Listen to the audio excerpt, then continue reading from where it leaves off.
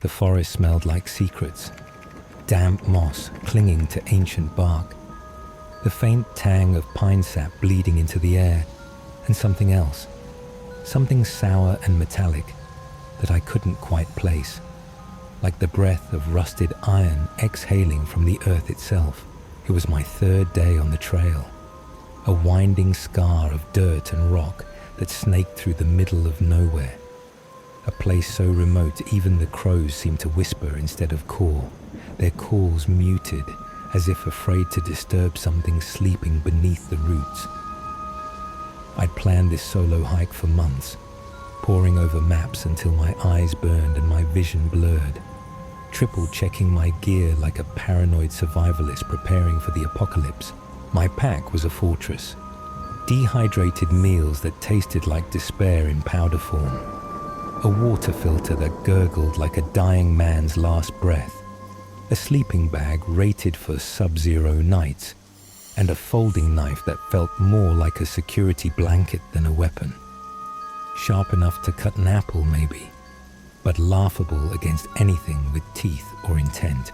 I'd chosen campsites near water, spots where other hikers had left their ghosts, flattened patches of earth, the faint char of old fires, a cigarette butt half buried in the dirt like a relic of civilization.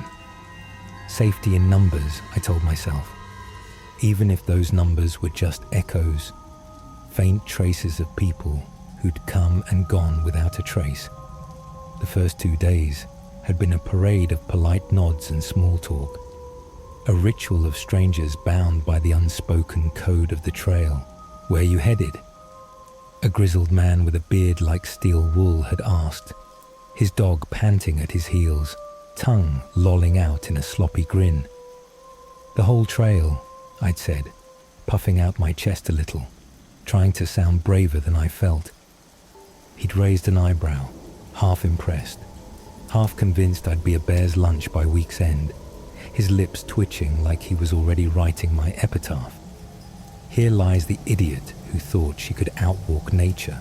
A woman with a sunburned nose and a backpack twice her size had grinned and wished me luck, her voice bright but her eyes wary, as if she'd seen too many trails and not enough happy endings. But by day 3, the foot traffic had dried up like a creek in August, leaving me alone with the wind and the weight of my own thought. I hadn't seen a soul since noon the day before, and the silence was starting to feel like a living thing, pressing against my eardrums, watching me from the shadows with unseen eyes. The gorge I descended into that afternoon was a cathedral of nature. Trees so tall their branches wove a canopy that fractured the sunlight into golden shards, casting jagged patterns across the forest floor like stained glass shattered by a vengeful god. Pools of water glinted like shattered mirrors, some small as puddles, others sprawling into miniature lakes that reflected the sky in a blue so pure it hurt to look at. A thin creek gurgled somewhere ahead, its voice a soft, insistent murmur that sounded almost human if you listened too long. Whispers of words I couldn't catch, a conversation just out of reach. The air was thick with the scent of wet earth and rotting leaves, a deep grounding smell that made me feel like I'd stepped into a time before roads, before people, before anything but the raw pulse of the wild. I chose a campsite on a plateau near one of the larger pools, a flat slab of earth cradled by boulders, their surfaces pitted and scarred like the faces of old warriors. It was perfect. Hidden from the trail, but close enough to find my way back. A sanctuary carved out of the chaos. I pitched my tent with the efficiency of a soldier, unrolled my sleeping bag, and boiled water for a meal that tasted like cardboard and regret, the kind of flavor that reminded me why restaurants exist. The sun was dipping low, painting the sky in bruises of purple and orange when I saw him. He was a smudge at first, 50 yards out, moving slow with his head bowed like a monk in prayer, his silhouette blurring into the haze of dusk. My stomach tightened. Not fear, not yet. Just that primal twitch that says you're not alone anymore. A flicker of instinct older than reason. I watched him pick his way over roots and stones, his steps deliberate, practiced, like he'd walked this path 1,000 times in dreams or nightmares. When he looked up and saw me, he raised a hand in a lazy wave, his fingers cutting through the air with a casualness that felt rehearsed. I hesitated, then waved back, my fingers stiff, my arm heavy as if it knew something I didn't. That should have been it. A fleeting acknowledgement. 2 ships passing in the wilderness. A moment to nod and move on. But he didn't keep going. He veered toward me, his boots crunching the undergrowth with a sound like bones snapping, and my brain started cataloguing escape routes before I could stop it. Left to the creek, right to the ridge, straight back into the trees where the shadows might hide me. "Hey there," he said when he was close enough, stopping a few feet away.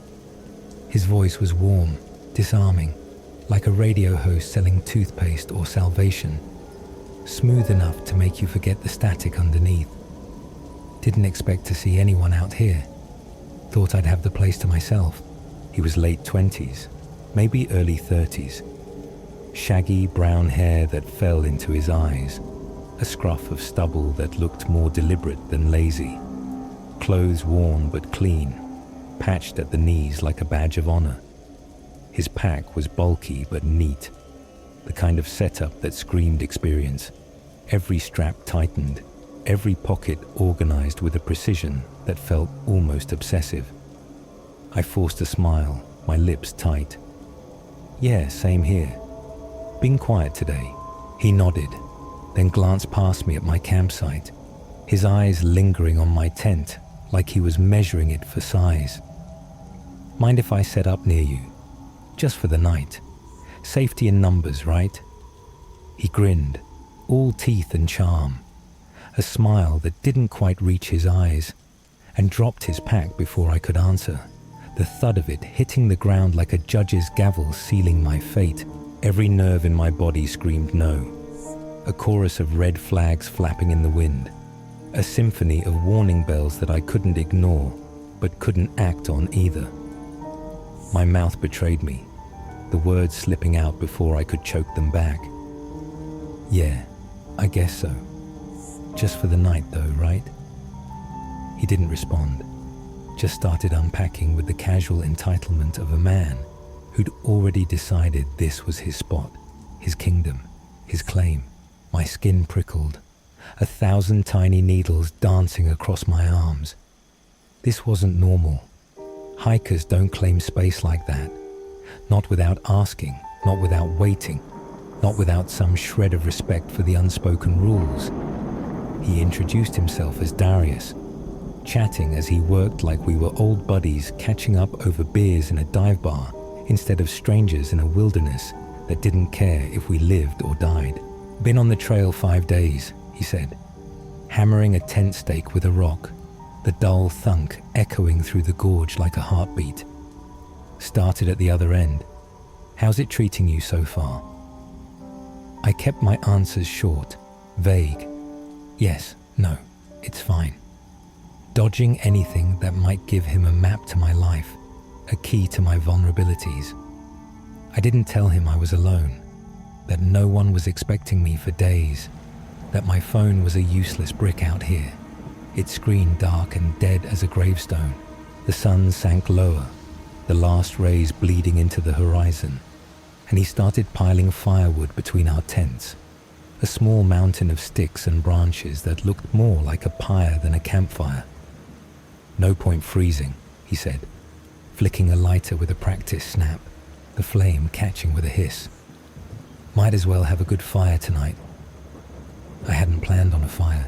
Fires meant visibility, a beacon for anything or anyone lurking in the dark, a neon sign screaming, "Here I am" to the night and all its teeth. But the flames were already licking the wood, shadows dancing across the trees like specters at a ball, and arguing felt pointless. like shouting into a void that wouldn't shout back. He grinned at me through the glow, the firelight carving his face into sharp angles and deep hollows.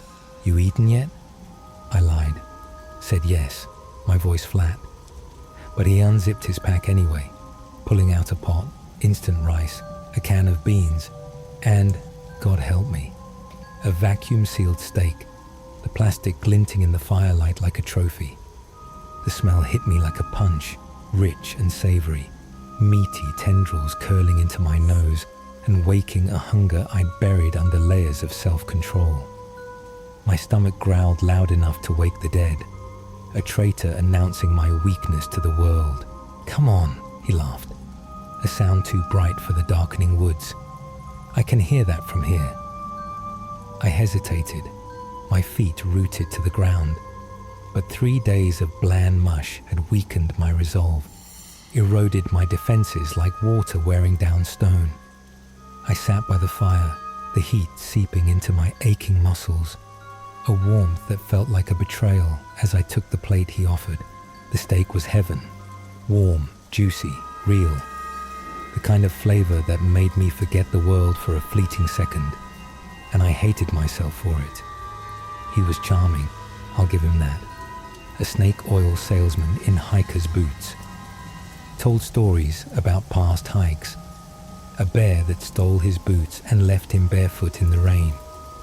A night he slept in a tree to escape a flash flood, his voice weaving tales that danced with the flames.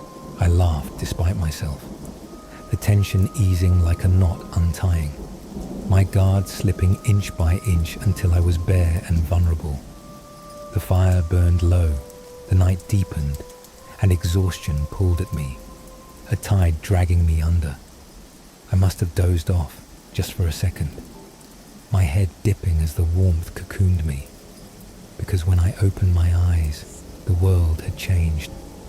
The fire was embers, a weak pulse of light in the dark, casting feeble glows that flickered and died against the trees. The air was cold, sharp, sinking into my bones like a blade, the kind of chill that made my teeth ache and my breath fog in ragged clouds. And Darius was staring at me, not casually, not curiously. His eyes were locked on me, unblinking, like a predator sizing up its next meal, a wolf watching a lamb stumble into its den. I stiffened, breath catching, my body snapping awake as adrenaline flooded my veins. "What?" I managed, my voice a rasp, barely audible over the pounding in my chest. He blinked, slow, like I'd startled him out of a trance, his lips curling into a faint, empty smile. "Nothing. You were sleeping." I swallowed hard, the taste of bile rising in my throat. "Yeah, I should turn in. Long day tomorrow." I stood, rubbing my arms against the chill, the friction doing nothing to warm me, and turned toward my tent.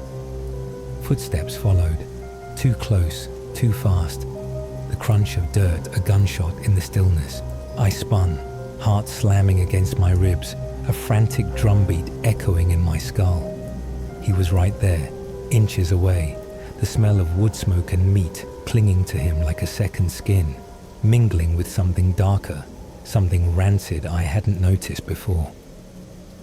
"Where you going?" he asked, his tone flat, empty, a void where warmth had been. "To bed," I said, forcing a laugh that sounded more like a choke, a desperate sound that died in the air. "Long day tomorrow." He didn't smile. Silence stretched between us, heavy, suffocating, a weight pressing down until I couldn't breathe. Then he spoke, soft and certain, each word a stone dropping into a well. I thought we were going to bed. My pulse roared in my ears, a deafening rush that drowned out the world. "We?" A sick, slimy feeling coiled in my gut, twisting like a snake waking from sleep. "No, Darius, that's not what this was." His face didn't change, but something shifted in his eyes, something dark, something hungry, a glint of malice that hadn't been there before, or maybe it had. and I'd been too stupid to see it. He reached for me, and I stumbled back, boots slipping on the dirt, my balance faltering as panic clawed at my throat. "Whoa, what the hell are you doing?" His hand closed around my wrist, fingers digging in, tight enough to bruise. A vice of flesh and bone that pinned me in place. Panic exploded in my chest, a wildfire consuming every rational thought. I yanked, but he held fast, smiling now, a smile that didn't touch his eyes, a grotesque mask of charm gone wrong. "Come on," he murmured, his voice a low purr. "No need to play hard to get." I twisted, his grip like iron, my arm screaming in protest, ligaments straining as I fought. I thought he'd snap it clean off, leave me crippled in the dirt. Then instinct took over. I drove my knee up, hard, into his groin, a desperate strike born of terror. He grunted, a wet, wheezing sound, a choked gasp that sounded almost comical if it weren't so horrifying, and his hold slackened, fingers loosening just enough. I ripped free, shoved him back with all my strength and ran. The woods swallowed me whole, branches clawing at my face, tearing at my cheeks like skeletal hands, roots snagging my boots, threatening to drag me down into the earth. The cold air seared my lungs, a razor-edge burn with every gasping breath. My mind a blur of terror, a kaleidoscope of fear and flight. I didn't look back, didn't stop, just plunged deeper into the dark, the forest closing around me like a coffin. When I finally collapsed, crouching behind a gnarled oak, its bark rough against my trembling hands, I forced myself to listen, ears straining against the silence. Nothing. Then, crunch, footsteps, slow and deliberate, coming from the campsite, each one a hammer blow to my fraying nerves. I clamped a hand over my mouth, stifling the sobs threatening to spill out, my breath hot and ragged against my palm. "Okay there," his voice floated through the trees, calm, almost playful, a sing-song lilt that turned my blood to ice. "You've had your fun. Come on, it's cold out here. Don't be dumb." The footsteps grew closer, methodical, unhurried, the sound of a hunter who knew his prey had nowhere to go. Then they stopped. A long, unbearable pause, the silence stretching into eternity, pressing against my skull until I thought it would crack. "Fine," he said, and his tone shifted, low, unhinged, a growl that barely sounded human. "I'll see you in the morning." Retreating steps faded into the night, each one fainter than the last, and I stayed frozen, curled into the earth, my body a tight ball of pain and dread, waiting for dawn like a condemned prisoner awaiting execution. Morning came grey and cruel, a sluggish light seeping through the trees, the sky a slab of slate that offered no comfort. My body was a knot of agony from the cold and the cramped position, muscles screaming as I uncurled myself from the forest floor, joints popping like gunfire. The woods were still, no birds, no wind, just an oppressive quiet that felt like a trap waiting to spring. I crept back to the campsite, every snap of a twig a gunshot in my ears, my breath shallow and quick, expecting to see him lurking behind every tree.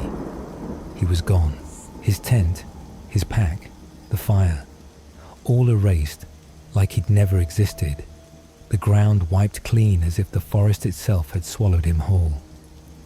My gear was untouched, my tent still standing, mocking me with its normalcy, a cruel joke at my expense. I tore it down in a frenzy, hands shaking, fighting the urge to scream, to let the fear pour out in a wail that would wake whatever god slept in this cursed place. I had to get out. I strapped on my pack and fled. The trail stretching ahead, empty but alive with his presence, every rustle a whisper of his name, every shadow his shape reaching for me. The next 3 days were a blur of exhaustion and paranoia. My body pushed beyond its limits, my mind a fractured mess. The trail became a gauntlet. Blisters bloomed on my feet, layering over each other until every step was a stab of pain. My legs ached deep in the bone. My shoulders felt like they'd been stretched on a rack. I didn't stop to eat, barely sipped from my water, too afraid to pause, too convinced he was behind me, his footsteps matching mine in the distance. The forest played tricks. Once, I swore I saw him leaning against a tree, that same lazy grin on his face.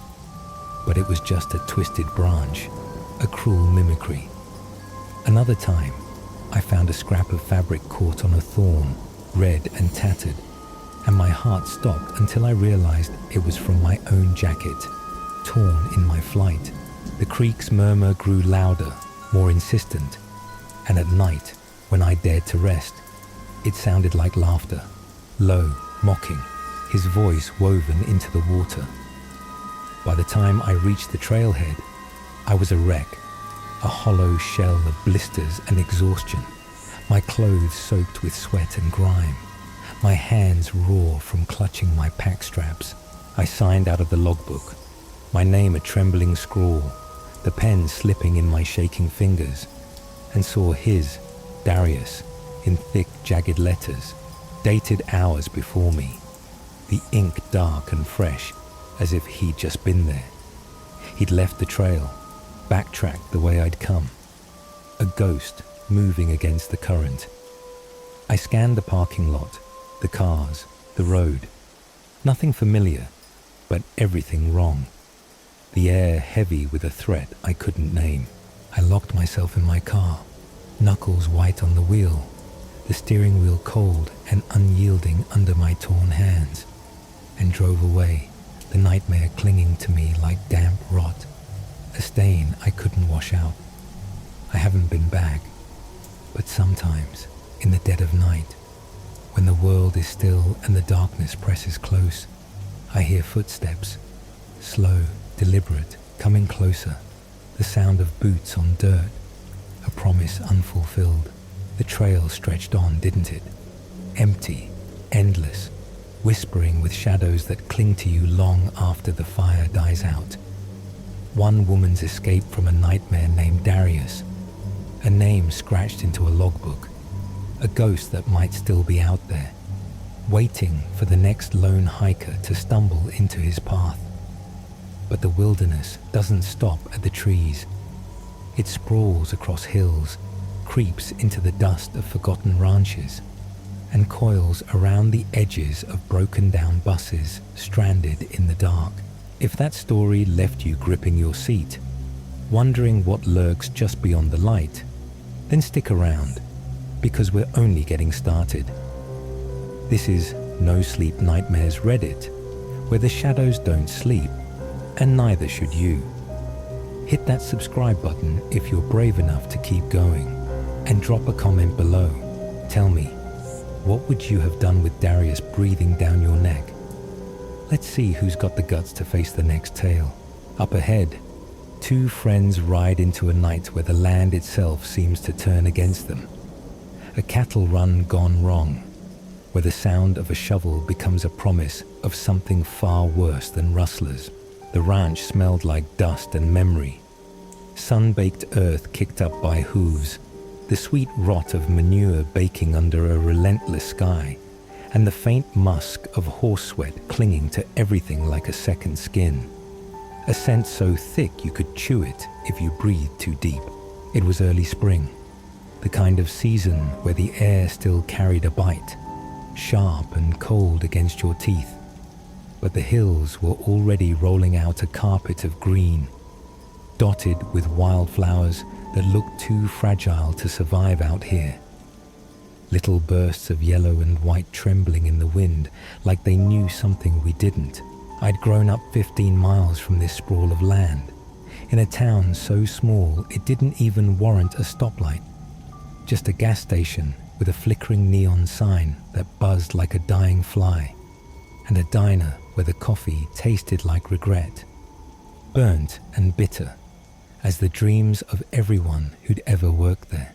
Chris, my best friend since we were knee-high and armed with BB guns, lived out here on his family's ranch, a sprawling beast of a place with cattle that roamed like kings, their lowing a lazy anthem to their dominion, horses that snorted at you like you owed them money, and barns that creaked like they were whispering secrets to the wind, their weathered boards groaning under the weight of decades. 3 generations of his kin had tamed this dirt, or at least pretended to, carving out a life from the unforgiving land, and we'd spent our childhoods tearing through it, chasing imaginary outlaws across the hills, pretending the coyotes howling at night were wolves out for blood, their cries echoing like a promise of something wilder than we could ever be.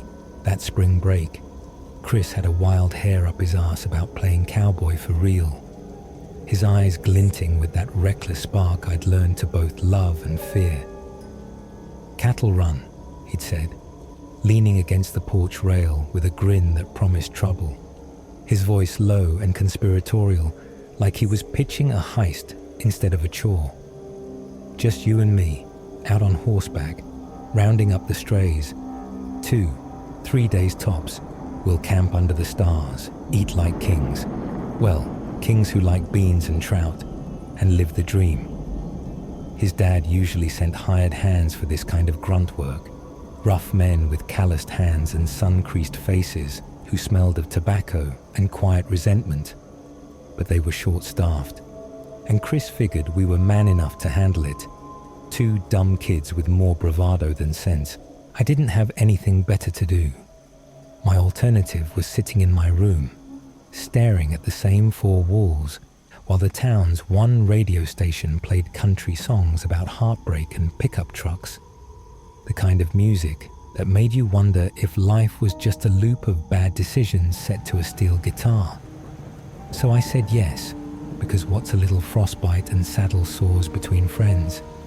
Besides, out here, saying no to Chris was like saying no to the wind. It'd just keep blowing until you gave in. We saddled up at dawn, the sky a pale wash of pink and gold, the air crisp enough to make your lungs ache, each breath a cold knife slicing through your chest.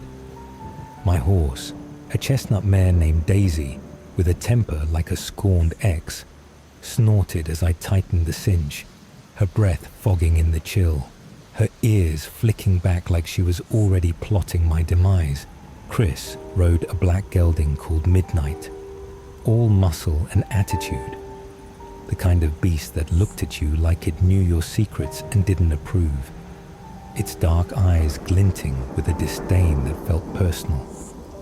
Our saddlebags were stuffed with the essentials, canned beans that'd taste like tin, no matter how you cooked them, their labels peeling like old skin, a couple of trout hooks rusted at the edges, a beat-up coffee pot that rattled like it was haunted, a .22 rifle for rabbits or rattlesnakes, its barrel scratched from years of use, and his dad's old .38 revolver, its grip worn smooth from years of handling, the metal cold and heavy as a promise. "Just in case," Chris had said, tucking it into his pack with a wink, his tone light, but his eyes serious. "Coyotes, wolves, or if we run into Bigfoot out there," I laughed, a sharp bark that echoed off the barn. But the weight of that gun lingered in my mind like a bad omen, a shadow cast long before the sun was high. The land stretched out endless and untamed, rolling hills that rose and fell like the breath of some sleeping giant, their slopes dusted with loose shale that clattered underfoot like the chatter of unseen teeth, scattered with gnarled oaks twisted by wind and time, and clumps of tall grass that hissed in the breeze like a chorus of ghosts, their whispers brushing against your skin. It was easy country to ride through, the kind of place where you could see for miles, the horizon a thin, taunting line that always stayed just out of reach, teasing you with promises it wouldn't keep. The ranch house faded behind us, swallowed by the curve of the earth, its weathered silhouette shrinking until it was nothing but a memory, and we followed a winding creek bed deeper into the wild, the steady clop-clop of hooves against packed dirt, the only sound breaking the stillness, a metronome to our journey. Out here, cell service was a pipe dream. Our phones were dead weight, good for nothing but checking the time if the batteries held, their screens blank as the faces of the dead. It didn't bother me. You grow up in a place like this. You learn to live without the buzz of civilization, to trust the land and the guy riding next to you, even when the land feels like it's holding its breath, waiting for you to slip. 3 hours in, the cattle started showing up. Big, lazy beasts with hides like patch quilts, chewing grass with the indifference of royalty, flicking their tails like they owned the place, and we were just trespassers in their kingdom. Chris gave a low whistle, sharp and clear, cutting through the air like a blade, and midnight cut wide, herding them with a grace that made me jealous of his saddle skills, his movements fluid as water over stone. I rode up behind, keeping the stragglers in line, Daisy tossing her head like she'd rather be anywhere else, her hooves kicking up dust that stung my eyes and coated my throat. It was slow work, methodical, the kind of rhythm that lulls you into a trance. Hooves thudding, cattle lowing, the creek gurgling like it was telling us to hurry up.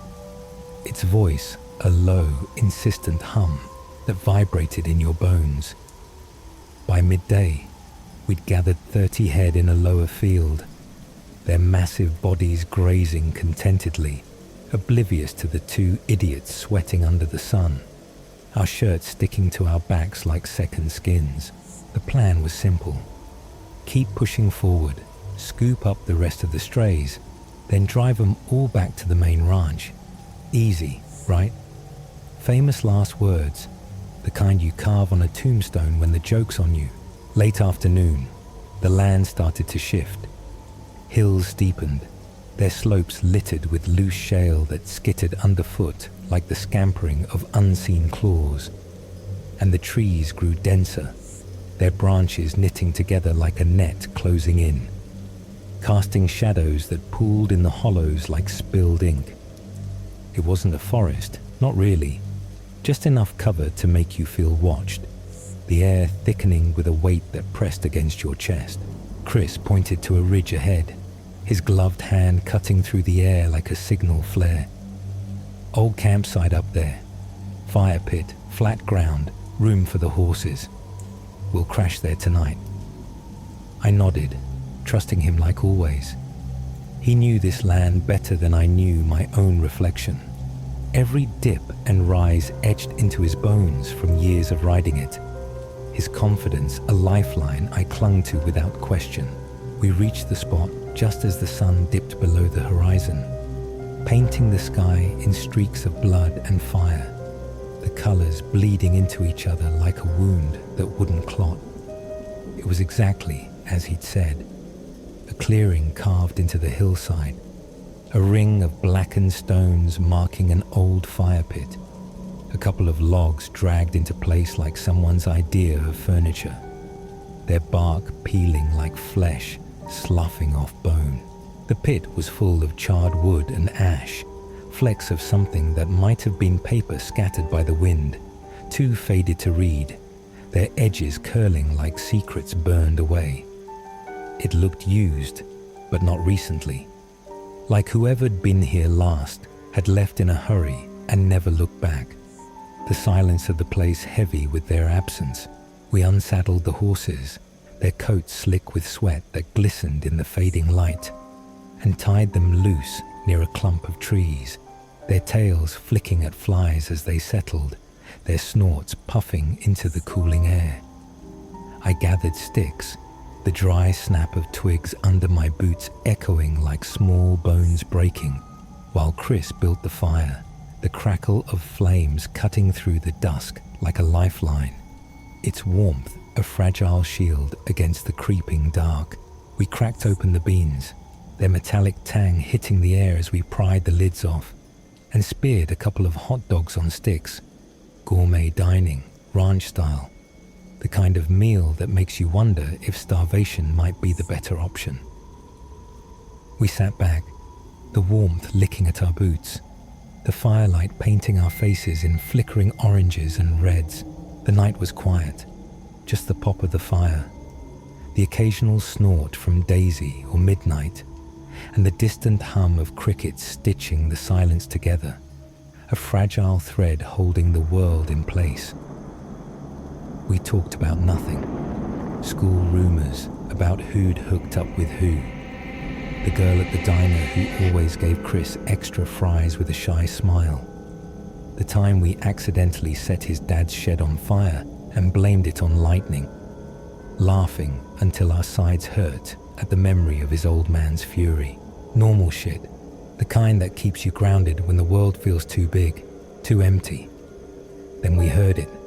A metallic clang, slow and rhythmic, drifting up from the hills below like a heartbeat made of steel, cold and unyielding. Clang. Pause. Clang.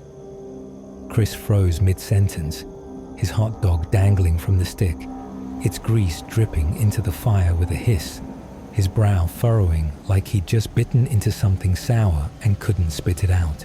You hear that? I nodded, the sound worming its way into my skull, faint but steady, carried on the wind like a message we weren't meant to catch, a whisper from something buried deep. It felt familiar, but I couldn't place it, like a tune you've heard in a dream and forgotten by morning, nagging at the edges of your mind.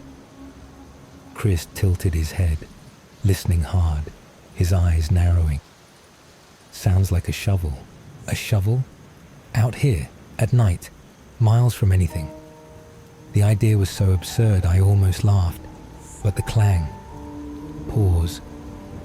Clang kept going, deliberate, unhurried, like someone had all the time in the world to dig, each strike a note in a song we didn't want to hear. Who the hell'd be digging out here? I said, my voice tighter than I meant it to be, a thread of unease pulling taut in my chest. Chris shook his head, his eyes locked on the darkness beyond the firelight, the flames reflecting in his pupils like twin sparks. Nobody should be. This is our land, private, all of it. Miles of nothing but dirt and cows. The rhythm didn't falter, a steady tattoo that mocked our confusion, a drumbeat from the void. It wasn't close, not yet, but it wasn't far enough to ignore either. A ghost sound haunting the open hills, slithering through the grass like a snake we couldn't see. We sat there, the fire popping between us, the clang burrowing deeper into my nerves, a splinter I couldn't dig out.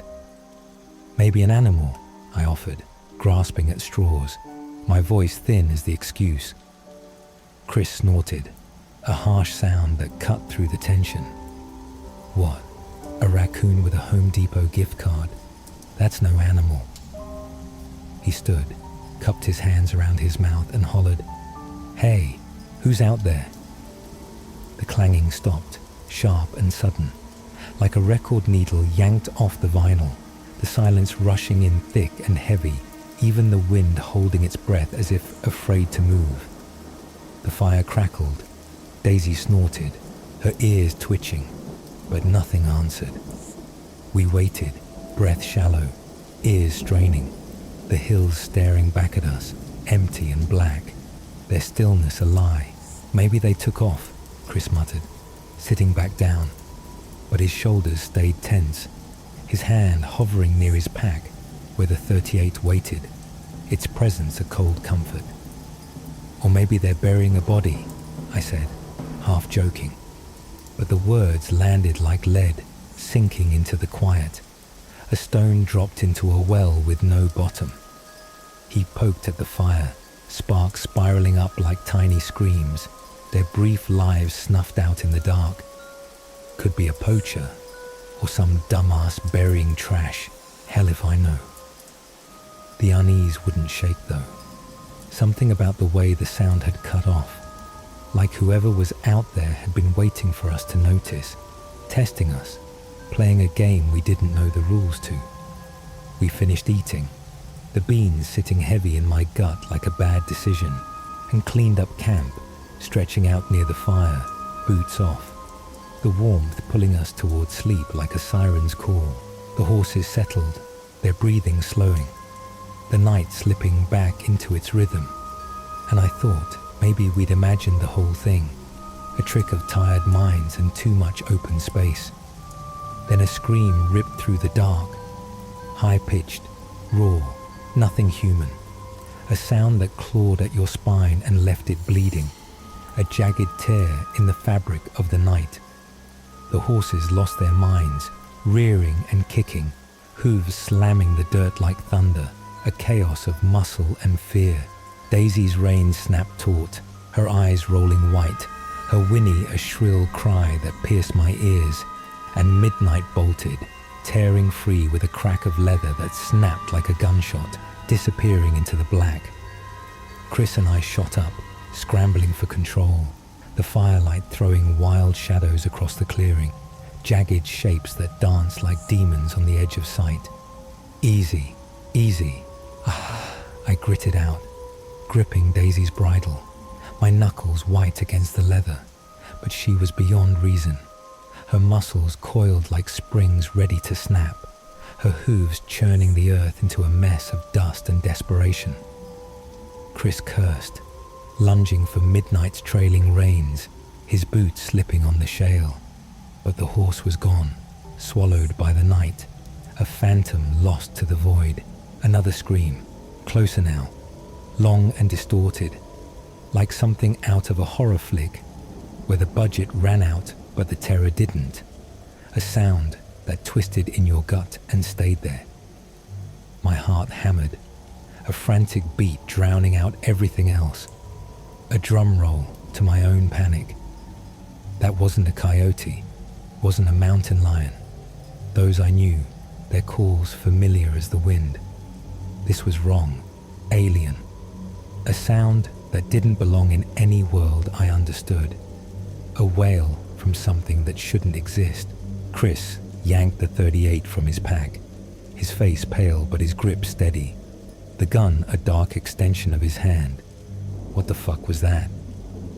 I didn't have an answer, couldn't find words past the lump of fear choking my throat, my mouth dry as the ash in the pit. The fire burned hot, its flames licking higher as if trying to fight the dark, but its light barely reached the edges of the clearing, shadows twisting in the grass like living things, coiling and uncoiling with a life of their own. Something moved out there, slow, careful steps, not the scramble of an animal, but the measured tread of intent, deliberate as a hunter stalking prey. A twig snapped, sharp and close, a crack that hit me like a slap, and Chris fired, the gunshot splitting the night, deafening in the open air, the muzzle flash a brief blinding star. The echo rolled across the hills, my ears ringing with a high-pitched whine, and for a second, nothing moved, the world holding its breath.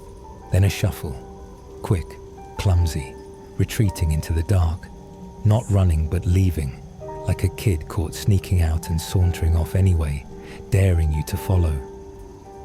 Chris exhaled, his breath a shaky plume fogging in the cold. You see it? I shook my head, my hands trembling, fingers numb from gripping Daisy's reins. No. We didn't talk after that, just climbed the hillside to find midnight, her black shape huddled against some boulders a few 100 feet away, snorting but alive, her sides heaving like she'd run from the devil himself. We dragged her back, her hooves dragging furrows in the dirt, and stoked the fire, piling on sticks until the flames roared, a desperate bid to keep the night at bay. We sat with our backs to the blaze, scanning the dark, the .38 resting in Chris's lap like a talisman, its metal glinting in the firelight. The clang never returned, no more screams, just an uneasy quiet that stretched too long, too thin. A silence that felt like a predator waiting to pounce. Chris dozed off around 4, the gun still in his hand. His snores a jagged counterpoint to the stillness.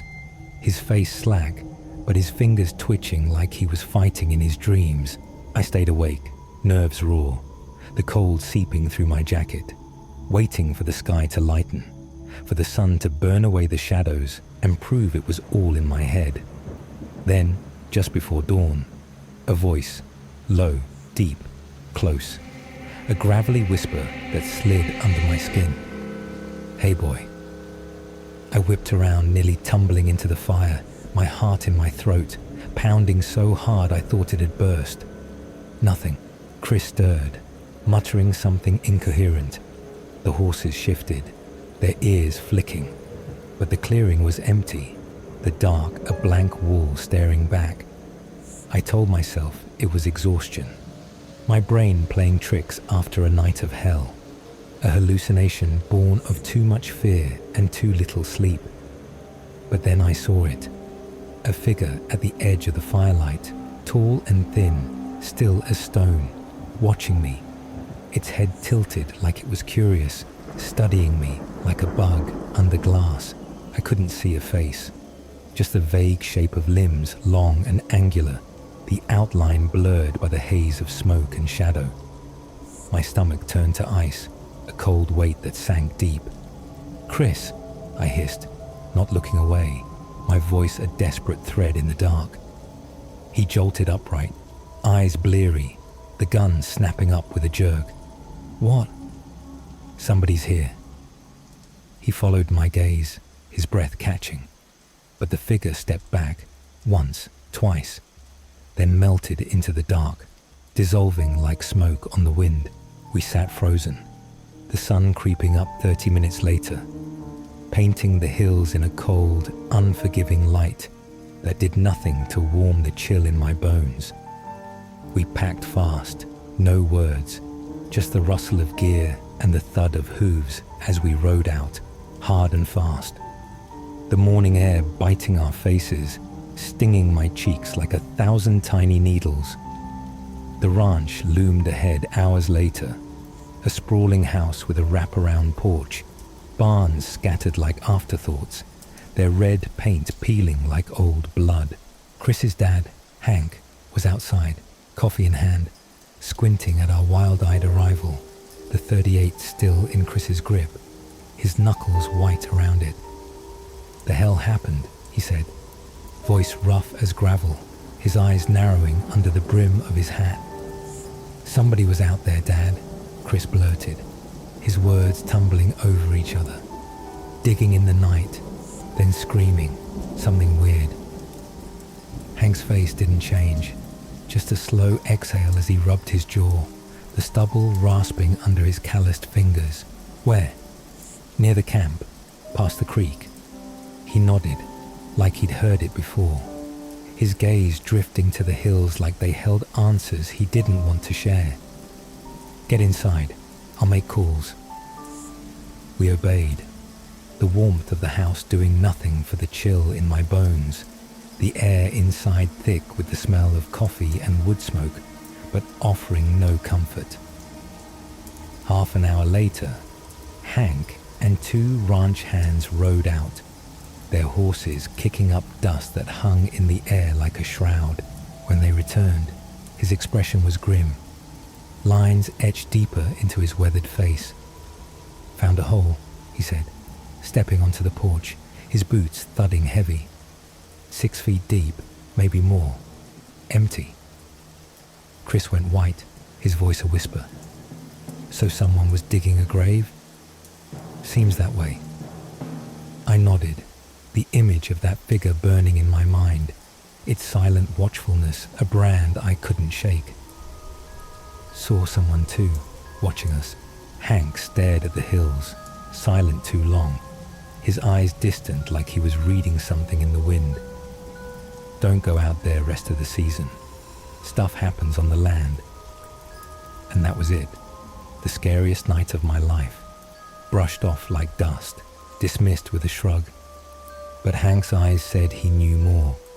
A shadow of something old and buried, and I've never shaken the feeling something's still out there, waiting, its shovel poised above the dirt. The hills don't forget, do they? That metallic clang still echoes in the dirt, a shovel striking deeper than any ranch hand should dare, and a hole 6 feet deep, empty, but screaming with questions.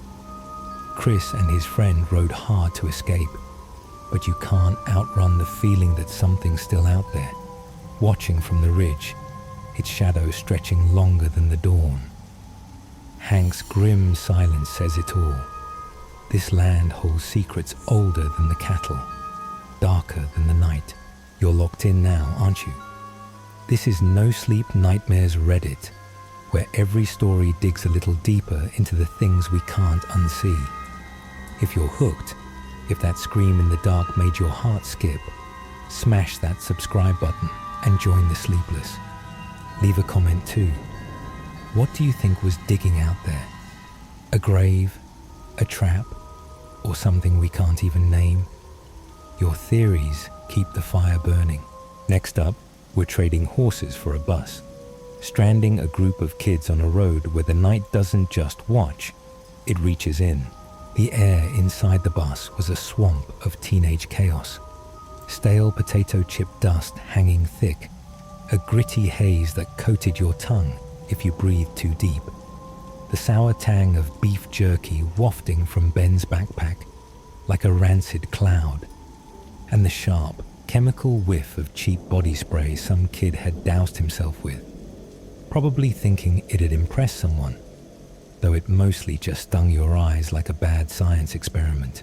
It was mid-spring, the kind of day where the sun hung low and lazy, a bloated orange disk bleeding into the horizon, casting long shadows that stretched across the highway like skeletal fingers reaching for something they'd never grasp, their edges jagged against the cracked asphalt. I was 13, crammed into a cracked vinyl seat halfway down the aisle, my legs wedged against the metal frame, part of the annual 8th grade pilgrimage to Black Pine National Park, a tradition that promised hiking through mud-slick trails, mosquito bites the size of quarters that itched like vengeance, and a weekend away from algebra equations that haunted my nightmares. The older kids had spun tales about the trip for years, swearing the woods were haunted by everything from ghost campers who sang off-key around invisible fires to a bear that had learned to whistle show tunes. But mostly, they just warned about the bugs. Big as birds, they'd said, grinning like they'd survived the war, and we were the next recruits. I'd been counting down to this since 6th grade, dreaming of campfires that smelled of pine and freedom that tasted like escape. So when the bus rolled out that morning, I was buzzing, half from excitement, half from the soda I'd chugged at the last gas station, its fizz still tickling my throat. We were a riot of noise, 40-odd kids packed into a yellow tin can that smelled like mildew and desperation, the seats sticky with years of spilled drinks and forgotten gum, backpacks stuffed under seats, spilling candy wrappers and crumpled notes like the debris of a battlefield. Ben sat next to me, gnawing on jerky like it was his last meal, his teeth tearing at the leathery strips with a wet smack, his knee bouncing against mine with restless energy that vibrated through the seat. Up front, the teachers, Miss Calloway with her pinched glasses that perched on her nose like a vulture's beak, and Mr. Ryden with his perpetual frown that carved lines into his face, barked half-hearted orders nobody listened to, their voices drowned out by laughter, the crinkle of chip bags, and the occasional shout of "heads up" as a skittle flew across the aisle. The driver, Mr. Lenny, hunched over the wheel, his shoulders a tense knot, muttering to himself as the highway unspooled ahead, a 2-lane ribbon cutting through nowhere, flanked by badlands that rolled out in endless waves of scrub and rock, their surfaces pocked with shadows that seemed to shift if you stared too long. We'd passed the last town an hour ago. A blink and you miss it cluster of sagging roofs and faded signs advertising gas at prices from another decade. And since then, it had been nothing but wilderness, the kind of empty that makes you feel small and loud all at once, a speck shouting into a void that didn't care. Halfway to Black Pine, the bus lurched, a heavy, grinding cough from the engine that shook the frame, rattling the windows in their loose panes, followed by a shudder that silenced the chatter like a switch flipped off, the laughter dying in our throats. "Oh, come on," someone groaned from the back as the vehicle sputtered, coughed again, and died, rolling to a stop on the shoulder with a pathetic wheeze that sounded like a last breath. At first, it was a joke. Kids snickering, tossing chips at each other with sloppy aim, betting how long we'd be stuck. $5 says 10 minutes, $10 says an hour. Mr. Lenny cursed under his breath. A string of words my mum would have washed my mouth out for shifted gears with a clank and turned the key. Nothing. Just a dry click, then silence, sharp and hollow. He tried again, the grinding louder this time. A metal-on-metal scream that set my teeth on edge. A sound like nails clawing down a chalkboard amplified through the bones of the bus. The lights flickered, a low buzz humming through the air like a swarm of dying bees before they winked out, leaving us in the dim glow of the setting sun seeping through grimy windows, the glass streaked with years of dust and fingerprints. "Everybody stay calm," Miss Calloway said, standing up, her glasses glinting as she adjusted them with a shaky hand. "It's probably just a mechanical issue. Mr. Lenny's handling it." But her voice wobbled, a crack running through her usual authority, and Mr. Lenny's sweaty scowl as he climbed out to check the engine, his boots crunching on gravel, said this wasn't a quick fix. His face was a map of frustration, etched deep. Outside, the world was a void. No houses, no gas stations, no cars passing by with their headlights slicing the dusk. Just an endless sprawl of badlands stretching into the growing dark, the horizon swallowing the last scraps of light like a hungry maw closing shut. The nearest tree line was 50 yards off, a jagged wall of pines that loomed taller now, their branches clawing at the sky like they were reaching for us, their silhouettes black and twisted against the fading red of the sunset. The teachers huddled up front, whispering, snatches of no signal and call to school floating back to us, their voices low and urgent, laced with a panic they tried to hide. Ben nudged me, his jerky breath hot against my ear, a mix of salt and meat that made my nose wrinkle. "Dude, what if we're stuck out here all night? Better than math, right?" I smirked, forcing a grin, but my gut twisted, a cold knot tightening. The bus felt like a coffin, the air growing thick and close, heavy with the stink of sweat and fear, the windows framing a darkness that pressed in heavier with every passing minute, a weight that squeezed my chest. After an hour of waiting, Mr. Lenny climbed back in, wiping his hands on his pants, leaving greasy smears, his face a mask of irritation, his eyes darting like he'd seen something out there he didn't want to name. "It's locked up," he muttered, his voice rough as sandpaper. "Won't even turn over." A murmur rippled through the seats, a wave of unease. "How long till help comes?" a kid shouted, his voice cracking. Mr. Ryden checked his phone, frowning at the blank screen. "We'll get word to the school. They'll send another bus." But school was 200 miles away, and out here, on this forgotten back road, traffic was a myth.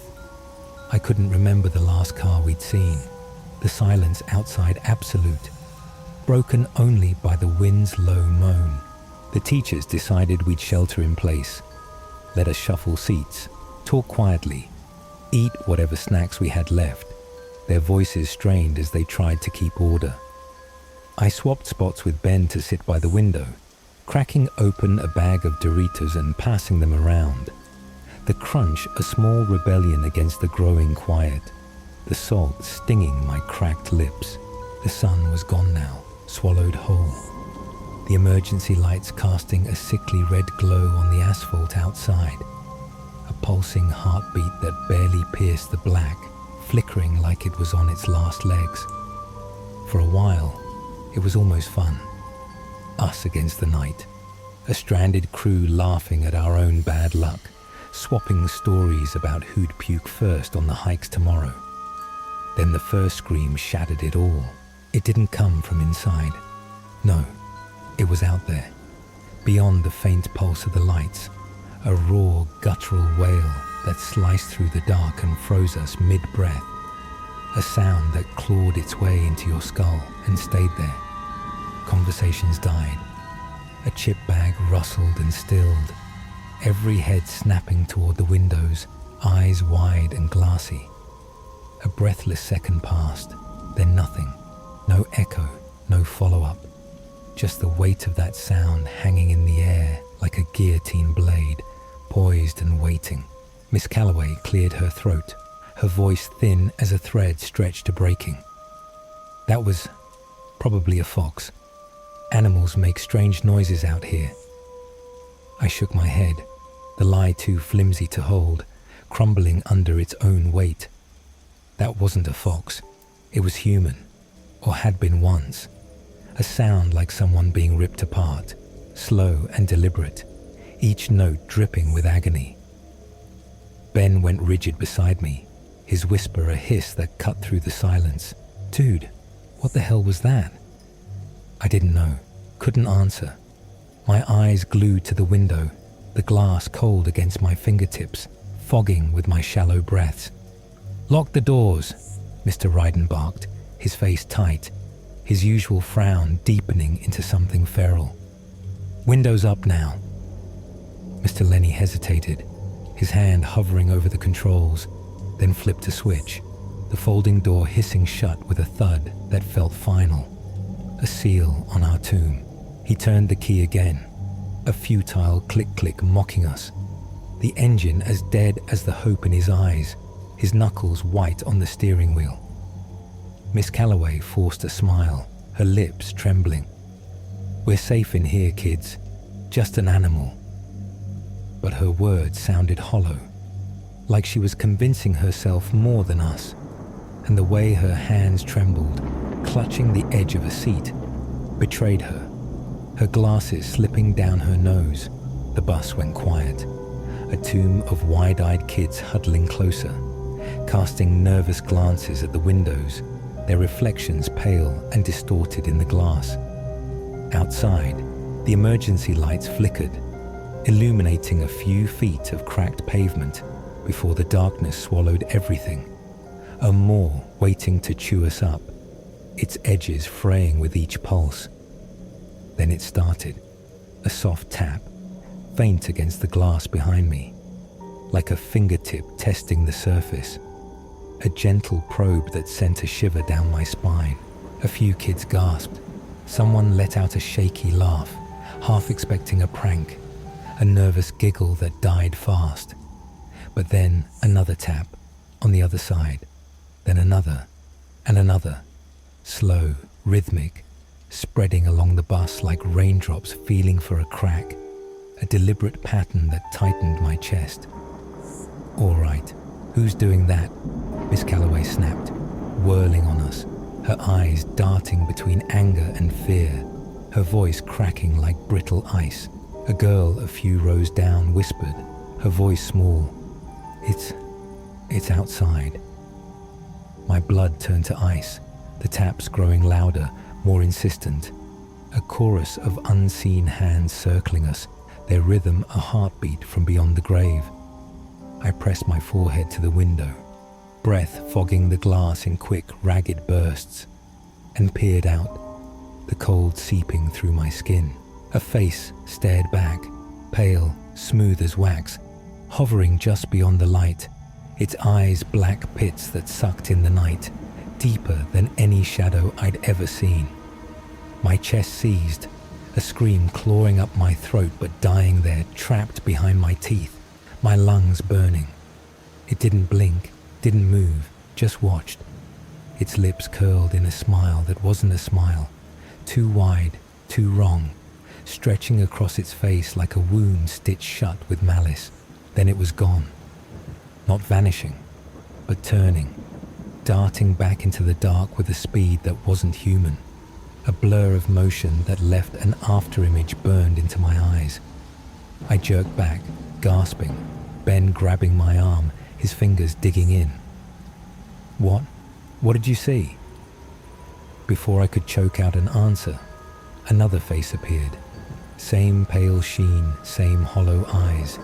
Then another and another, peering through the windows like we were fish in a tank, their gazes unblinking, relentless. The bus rocked. A sudden jolt that sent kids screaming, teachers shouting over the chaos, their voices lost in the rising panic, a cacophony of terror that filled the air like static. Flashlights flicked on, beams jittering across the glass, trembling in sweaty hands. Miss Calloway aimed hers outside, her arm shaking. And that's when we saw it. Footprints, dozens of them, circling the bus in the dirt, bare and deep, pressed into the ground like they'd been running at full tilt, their edges sharp as if carved. But nothing made them. No bodies, no shapes, just prints appearing as if stamped by ghosts, a trail of invisible hunters. The light caught a figure sprinting past, too fast to track, its lips peeled back in a grin that stretched ear to ear, a rictus of glee that gleamed wetly in the beam, teeth sharp and uneven. The bus shook again, harder, a sob breaking from the back, raw and choking. Mr. Ryden fumbled his phone, muttering, "Come on, answer." His voice a desperate growl, his fingers slipping on the screen. A bang rattled the side. A handprint slammed onto my window, the glass groaning under the force, long fingers tipped with jagged nails, the skin smooth and featureless like a mannequin's, devoid of lines or life. Ben and I freaked, clutching each other, pounding the seats with frantic fists, my pulse a deafening roar in my ears, drowning out everything but the thud of my own heart. The tapping grew frenzied, a storm of knocks battering the bus, the windows trembling in their frames. And then another jolt, the floor tilting as if something massive had rammed us from below. The air thickened with panic, a buzzing electric charge that prickled my skin, the screams blending into a single, piercing wail. Mr. Ryden shouted, "Stay down," but his voice cracked, useless against the tide. Miss Calloway's flashlight beam danced wildly, catching glimpses, more faces, more grins, a flash of movement too quick to follow, a shadow that darted under the bus and back out. The handprint on my window lingered, the glass creaking, a spiderweb of cracks blooming from its center, and I thought it'd shatter, spill us into whatever waited out there. Then it stopped, silence swallowing the noise, the tapping, the rocking, all of it gone like a switch flipped, leaving a void so deep it hurt to breathe. Nobody spoke, nobody moved, the stillness a trap we didn't trust. Headlights pierced the dark. Another bus, our rescue, idling on the road, its beams carving a wedge of safety through the night. Relief flooded through, a sob of gratitude escaping someone in the back. Miss Calloway ushering us forward, her voice hoarse. "Quickly, go, keep cool." We grabbed our bags, shuffled out, stealing glances at the footprints, still there, sharp and unyielding, stopping at the edge of the light like their makers had melted away, dissolved into the earth. We piled into the new bus, a frantic mess of elbows and sobs, the driver yelling, "What the hell's going on?" His face a mix of confusion and fear as we collapsed into seats, bodies trembling. I sat by the window, gripping the armrest so hard my knuckles ached, staring at the abandoned bus as we pulled away, its shape shrinking into the dark. Its emergency lights flickered, dying, a final pulse of red fading to black, and just before it vanished from sight, I saw it, a shape, low and slithering, moving between the seats inside, a shadow that shouldn't have been there, its form fluid and wrong, curling around the edges of the seats like smoke with intent. I turned away, said nothing, my throat too tight to speak, the image searing into my brain, a nightmare I'd carry forever, a weight that settled in my chest and never left. The headlights faded, but the footprints didn't, did they? Those pale faces, those hollow eyes, they pressed against the glass, left their marks, and slithered away into a dark that doesn't let go. A bus full of 8th graders thought they'd escaped, but that final shadow crawling through the seats says otherwise. Something stayed behind, something that knows their names. Out here, in the nowhere between towns, safety's just an illusion, and the night always wins. That's it for tonight's descent into terror on NoSleep Nightmares Reddit. If these stories have you checking your windows, hearing taps in the silence, then don't leave me out here alone. Subscribe now and become part of the Nightmare crew. Drop a comment below. What was that thing in the bus? A ghost? A predator? Or something worse? Your thoughts fuel the next tale. And trust me, we've got plenty more shadows to explore. Hit that bell too, because out here, you don't want to miss what's coming next.